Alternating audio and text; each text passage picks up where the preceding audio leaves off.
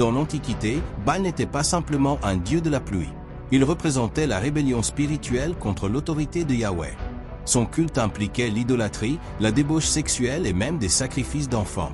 Aujourd'hui, bien que le nom Baal soit rarement prononcé, son esprit est omniprésent, camouflé dans les médias, la musique, les jeux vidéo, la mode et les idéologies modernes.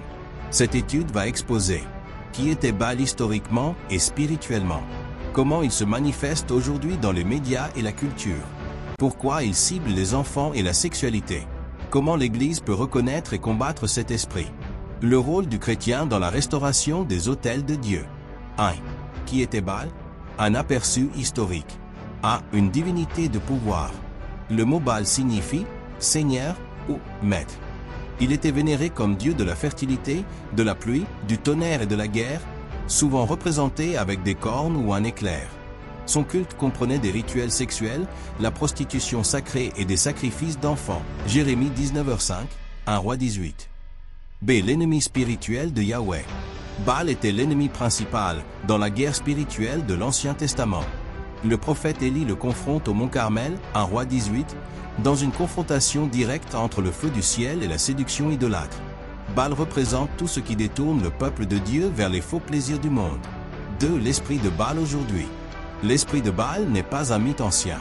Il se manifeste dans la glorification du sexe, de l'argent, de la célébrité et du pouvoir, le rejet des commandements de Dieu, la confusion des identités sexuelles, le sacrifice spirituel et physique des enfants, la destruction des fondements bibliques de la société.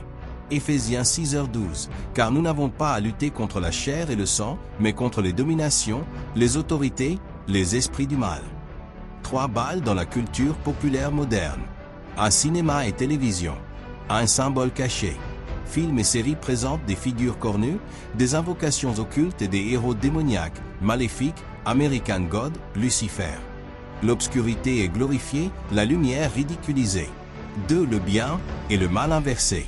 Les personnages maléfiques deviennent les protagonistes ou les martyrs. Cela sème la confusion morale et encourage la tolérance au péché. 3. Rituels discrets. Des performances artistiques, notamment dans des cérémonies musicales, incluent des gestes et rituels occultes. Le public acclame sans comprendre que ces mises en scène imitent les anciens cultes de Baal. B. L'industrie musicale. À l'idolâtrie des célébrités. L'adoration des stars devient presque religieuse, cris, larmes, genoux au sol. Les concerts sont souvent des imitations de cérémonies religieuses avec chant, lumière et trance émotionnelle. 2. Sexualité et provocation. Le culte de Baal utilisait la sexualité comme offrande. Aujourd'hui, la culture pop valorise l'hypersexualisation comme forme de liberté. En réalité, c'est une forme d'esclavage spirituel, Romains 6h16. 3. Imagerie et esthétique occulte. Cornes, yeux illuminés, croix inversées, pentagrammes, tous empruntés à la symbolique païenne. Ces modes et identités culturelles. Inconfusion de genre. Les prêtres de Baal portaient des vêtements androgynes. Aujourd'hui, la mode rejette la distinction homme-femme, niant l'ordre divin établi dans la création. 2. Culte du corps. Obsession de l'image, des opérations esthétiques, de l'exposition du corps. Cela alimente un culte narcissique où le corps devient une idole. Des jeux vidéo et médias numériques. Un rituel et mythologie. Jeux comme God of War, Diablo ou Bayonetta glorifient la magie, les dieux païens, la vengeance et le chaos. Les joueurs incarnent des figures semi-divines nourrissant un fantasme de toute puissance. 2. Esprit de puissance absolue. Baal était maître. Les jeux promeuvent une soif de domination, de pouvoir sans limite, une caractéristique luciférienne. 4. Le sacrifice des enfants. Baal est la génération future. Baal réclamait des enfants en sacrifice. Aujourd'hui encore. L'avortement est présenté comme un droit, mais spirituellement, c'est une offrande moderne sur l'autel du confort et de la liberté sexuelle.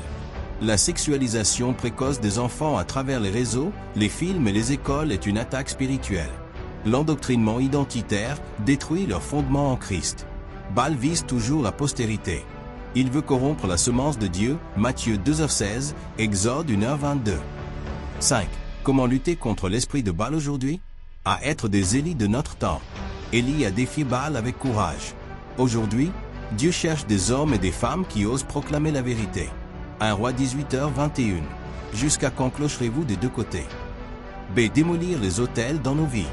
Gédéon détruisit l'autel de Baal dans sa propre maison, Juge 6h25. Identifions les formes d'idolâtrie dans nos habitudes, nos écrans, nos priorités. C'est consacrer nos enfants à Dieu. Prions pour la protection spirituelle de nos enfants. Enseignons-leur la vérité pour qu'ils ne soient pas séduits par le système de Baal. D. Rebâtir les autels de Yahweh. Ce n'est pas seulement combattre Baal, c'est rebâtir l'autel de Dieu dans nos foyers, nos cœurs, nos églises, 1 Roi 18h30. La prière, la sanctification et l'adoration véritable sont nos armes. Conclusion, Baal est réapparu, mais le feu de Dieu aussi. Le système de Baal est réactivé dans notre culture. Mais le Dieu d'Élie n'a pas changé. Il est prêt à envoyer son feu pour ceux qui oseront se lever, proclamer et restaurer l'autel de la vérité. Josué 24h15, choisissez aujourd'hui qui vous voulez servir. Quant à moi et ma maison, nous servirons l'Éternel.